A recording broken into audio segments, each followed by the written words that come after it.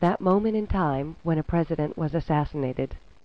To every generation there seems to be a defining moment. Where were you?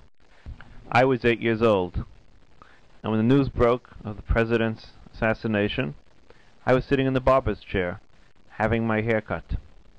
To this day, every time I go into that same barber shop, the same barber who still works today says to all his patrons, "This is the boy who was sitting in my chair when President Kennedy was shot." The assassination of President Kennedy marked an end of our innocence.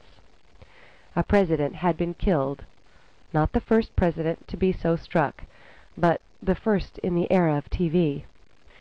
First, the nation was gripped with images of Dallas that day.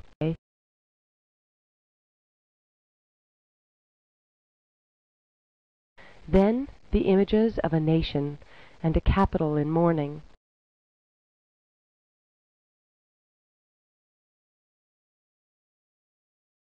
Interrupted by the images of the gunmen being shot on national TV.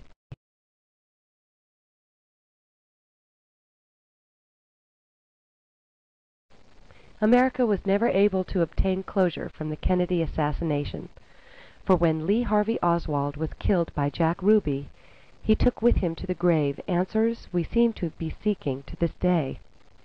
Unfortunately, John F. Kennedy was not the only victim of violence this decade. Robert Kennedy, Martin Luther King, Malcolm X, and Medgar Evers are just the most prominent. Those searing images of Dallas and the funeral in Washington combined to set the stage for a decade that would include the first televised war.